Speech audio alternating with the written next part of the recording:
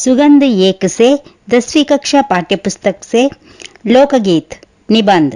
इस पाठ का लेखक भगवत शरण उपाध्याय हिंदी साहित्य के सुपरिचित रचनाकार है।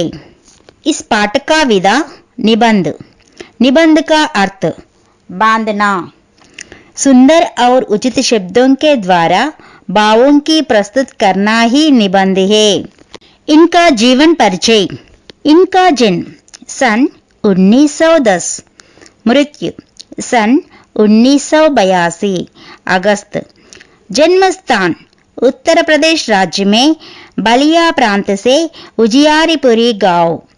इनकी भाषा परिष्कृत खड़ी बोली।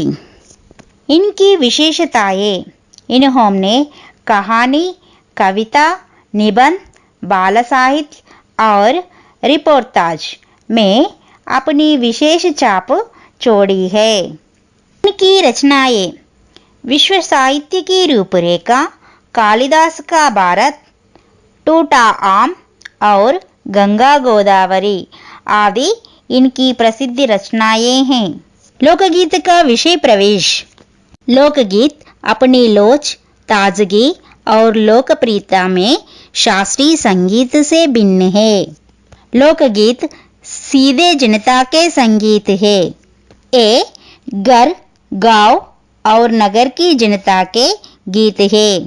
इनके लिए साधना की जरूरत नहीं होती।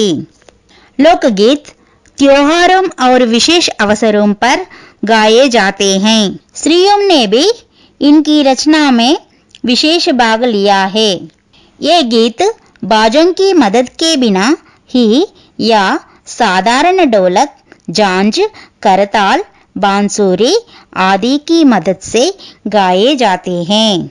साधारण जनता की ओर जो लोगों की नजर फिरी है तो साहित्य और कला के क्षेत्र में भी परिवर्तन हुआ है। अनेक लोगों ने विविध बोलियों के लोक साहित्य और लोकगीतों के संग्रह पर कमर बांधी है और इस प्रकार के अनेक संग्रह अब तक प्रकाशित हो गए हैं। लोकगीतों के प्रकार।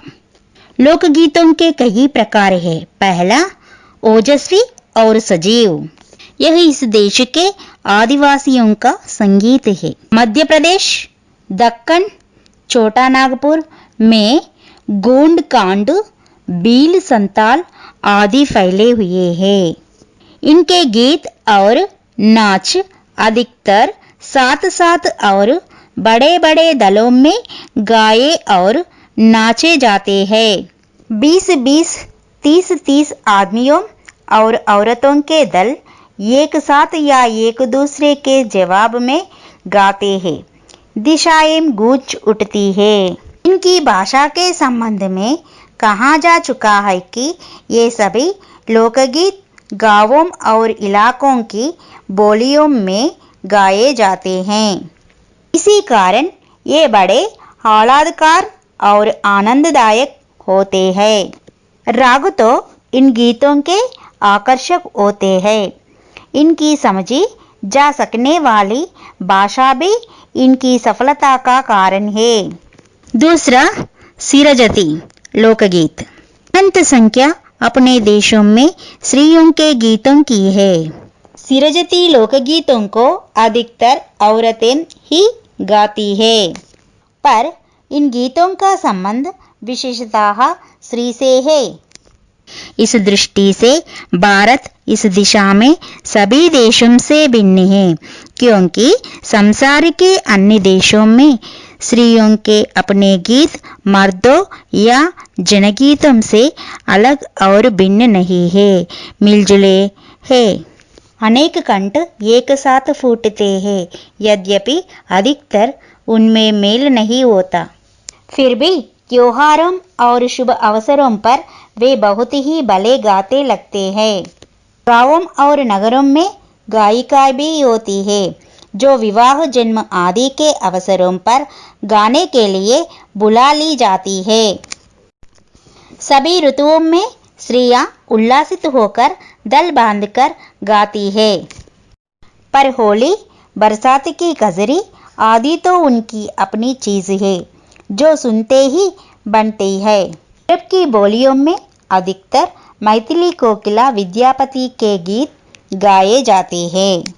सारे देश के कश्मीर से कन्याकुमारी तक और कटियावाड़, गुजरात, राजस्थान से उड़ीसा, आंध्र तक अपने अपने विद्यापति है।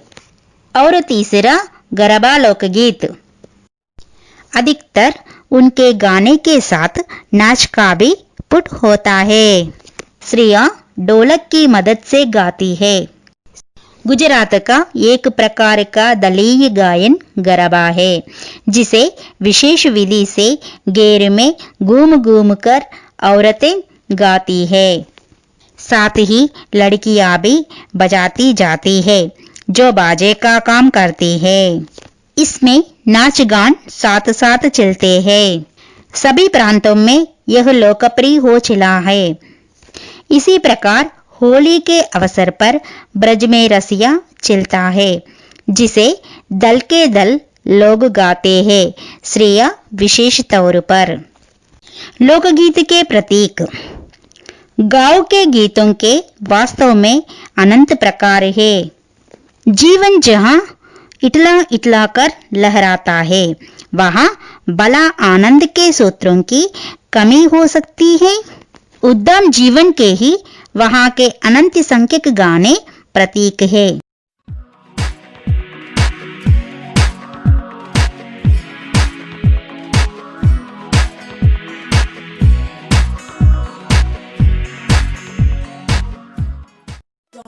Stop.